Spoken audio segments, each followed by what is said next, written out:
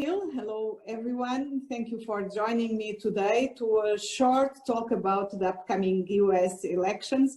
My dear friend Neil Simon, a very a friend for a long time.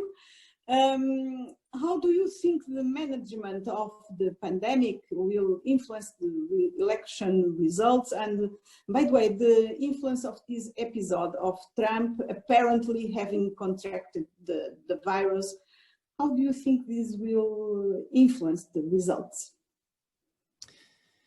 Yeah, I think that the pandemic obviously colors everything right now in all social life and certainly political life. When it comes to this election, I don't think there's a way for most Americans to view the pandemic as a positive for the incumbent. Everything that every country does to manage the pandemic in their own borders, at the end comes down to their own leaders. And seeing the President of the United States try to blame China 10 to 12 months, after the initial outbreak, that's at a certain point just not credible. At a certain point, you expect, and the voters expect, that their leader will manage a crisis. Regardless of where it comes from, regardless of how it started, you manage the crisis. You initiate testing, you initiate contact tracing, you promote public health with the most basic common sense measures of wearing a mask. And that type of thing, at a certain point, the president is really, talking to a dwindling base when he starts to ridicule public health officials, criticize the most basic recommendations such as the mask. You would have thought he could have come out of the hospital with an extra degree of humility and said, you know what, regardless of anything that we've been talking about, we know how serious this is. I'm experiencing it right now, and I wouldn't wish this on anybody. I'm thankful for the medical care that I've received, and I wish that everyone, would have this same care. But most importantly, try to avoid getting it by practicing your social distancing and wearing your mask while we develop the therapeutics and vaccines that we're hoping for around the world. This is it's almost an impossible issue at this point for the president to talk about because the record has been so dire. Yes, and you think that this will influence the results? It will have an impact on the results? Yeah, I think we're seeing it already with some of the shifts in some of the key states and in the national polling, where you are seeing Joe Biden advance a lead, expand that gap between him and the president. And the more people are concerned about who do you trust in a crisis, who has empathy for the plight of the American people, and especially those most impacted by the coronavirus, which, as so many other things, disproportionately impacts people of color and those marginalized communities. Joe Biden's direct to camera during the debates, his direct to camera in the town halls, gives people that sense of trust that they've really been missing for 4 years. And I think that President Trump, no matter what he talks about on the coronavirus, I don't think will resonate beyond that dwindling base of his. But I do think he is still well served by talking about the economy. We still see a good number of polls that indicate that President Trump seems to get a bit of an edge when people talk about the economy. And so if people can see President Trump as someone that they think is actually going to lead a bounce back for their economic situation, that's something that he's going to certainly try to hold on to and try to amplify. Thank you. How credible are the scenarios of an institutional crisis resulting from the non-acceptance of electoral results, and what would be the best way to prevent this from happening, in your view? Well, you and I have observed elections around the OSCE region together, and we know that every country that we're in, they crave two words out of an election. They want to be seen as having a free and fair electoral process, regardless of outcome. I think in the United States this cycle, we need it to be more than free and fair. because we know there will be some caveats on that, of course. We need it to be a wide margin. It's got to be so conclusive on the week of the election, if not on election day, that there's less of an opportunity for the president to pull any shenanigans using his own administrative powers or sway in some key states. I used to say that one of the biggest challenges for the US system was our decentralized system of elections, that we are run by all the states, and within the states, all these counties. So there's thousands of election officials that run the election in a very unique way from their neighborhood right next door. And all of those combined results then have to funnel up to a national result. Though I've criticized that in the past because it is really hard to have a national standard in place, I actually feel a degree of confidence in the US system because of that decentralization now, because that means it would actually be that much harder for any nefarious actor, foreign or otherwise, to really manipulate the results once they're in. You'd have to have a lot of different county and state election officials and state secretaries of state turn a blind eye or be complicit in corruption. And while that's not out of the realm that a few bad actors in a few key states or counties could try to pull a fast one for the president, I highly, highly doubt that he will be able to muster the organization of corruption to really get this many state and local officials to say, yes, Mr. President, let me do what they do for Putin, for you. That's just not going to happen here. There's going to be too many Republicans who would stand in his own way. There's already been Republicans who have criticized the president's remarks about whether he'll respect the result, whether the election will even occur on election day, whether it should be delayed. These things that he keeps planting out there are really designed to reduce confidence in the system and try to discourage people from participating in it. And it's a shame that we're hearing that from a president of the United States. However, not surprising. And however, it's nice to see some Republicans using their voice to discredit those remarks from the White House, that of course we're going to have an election on election day. Of course we're going to have a peaceful transition of power if there's a change, of course, in who should occupy the White House. So I'm a little worried, but I really think that the wide margin should make the difference. If it comes down to one state and a handful of votes like it did in 2000 with Florida, we will see Supreme Court challenge, guaranteed. But if there's too many places that have too wide of a gap, then there's less of an opportunity for the president to really mount a credible challenge that I think would drag things out. So it's a concern with this president. So many things are a concern because he just doesn't respect norms. And that's hard for those of us who believe in the democratic process and democratic systems of governance.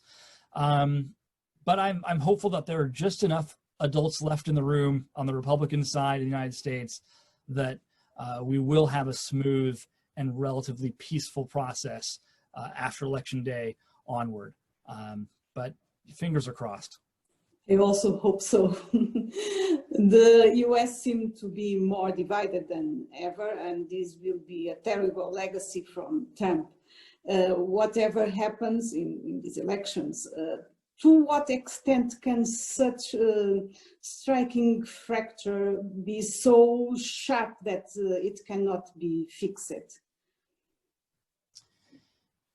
That's a big concern. And it's not just a concern from President Trump and what we're seeing in this moment. I frankly think that, that polarization within the current moment really calls for a restructuring of the Republican Party and a recognition that they do want to appeal to all voters, that they do want to reach out to Latinx voters, that they do want to reach out to Black and African American voters, that they do want to be a party for the whole nation and not just a party for white people. But I think that's only a part of our polarization. We've really seen, our polarization expanding for 60 years now.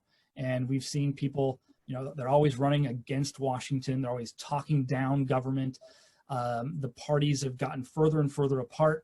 Our elected officials have spent less and less time outside of the chamber with people who are of different mind and of different party. And social media has only exacerbated that in the last 10 or 15 years, and really magnified that problem, where we are talking to ourselves, we are talking to our corners, and what we hear is echoed and amplified amongst the echo chamber of social media. And I think that this takes a lot of intention from people to overcome what their social media feeds give them. It takes a lot of effort from people in the real world to be engaging with people who are different than them. But I think it's going to take more than, you know, some soft talking and dialogue. It's going to take some genuine restructuring of party leadership to really run different campaigns and really govern in a different way, to be more inclusive, to embrace bridge building. And even on the Democratic side, when Joe Biden talks about the strength of his relationship with Republicans and how he's been able to work with conservative members of the United States government in his legislative capacities over the last decades, you hear people on the far left, or not even the far left, but just left-leaning people criticizing Joe Biden for that. That's also a major problem. If you're criticize an elected official for working across the aisle and building coalitions, then really you're calling for a different type of governance that's not inclusive. It's great to hear Joe Biden trying to run that campaign of unity, very similar to messaging from Obama from years ago, talking about that we're not, you know, red states and blue states, we're the United States. And that message from Obama from years ago still resonates with people who do hold up a greater ideal for what our country is and can be, but it takes work. And I think that's why Joe Biden spoke at a major, famous battlefield of our U.S. Civil War, Gettysburg, this week, in appealing to unity. And if we could get past the Civil War and reunite our country after that, we certainly should be able to do it now. Thank you. The US has always been a key partner of EU sharing interests and values.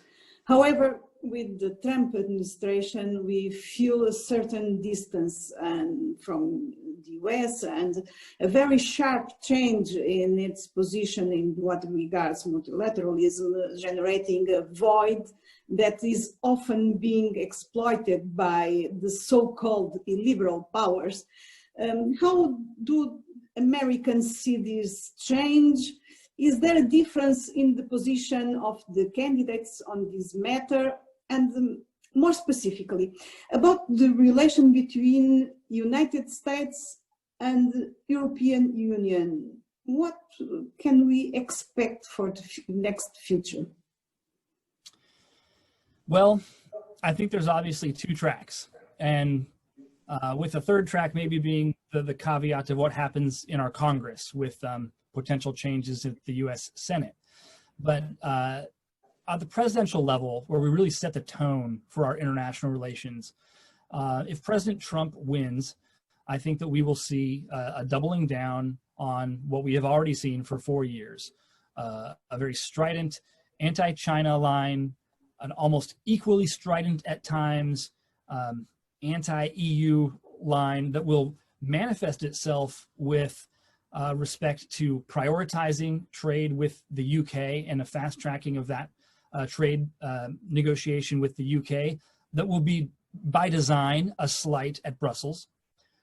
And you'll see, you know, continuation of withdrawal from organizations like the World Health Organization, withdrawal from the Paris Agreement, and this doubling down of the go it alone, America First pledge that is the mantra of President Trump and the source of so much of his derision when he speaks at the United Nations and is laughed at from the floor.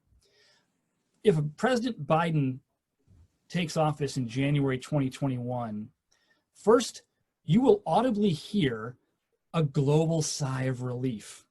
And I think that sigh of relief will be the signal of hope for renewal of the relationships that brought us out from World War II and united our countries in peace and prosperity through trade and commerce and bilateral and multilateral negotiations and collaboration. President Biden will be who he's always been, which is a known quantity to so many foreign leaders, yourself included, and someone who is well-versed in not just the history and the relationships, but the nuances and the challenges of working on the global stage and negotiating through shared interests and common values, especially with our friends in the European Union.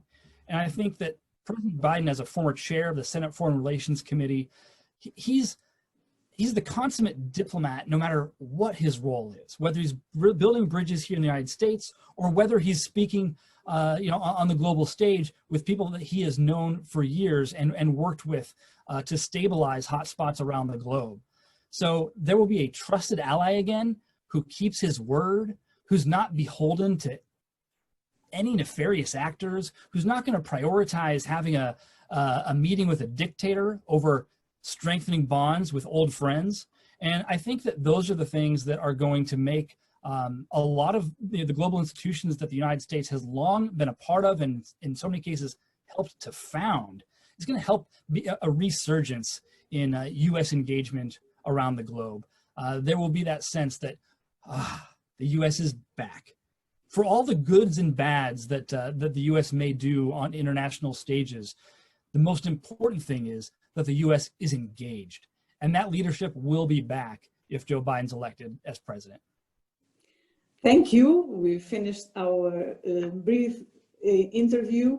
Thank you very much, Neil, for participating in these talks. I hope see you soon. Oh, such a pleasure. Thanks for having me.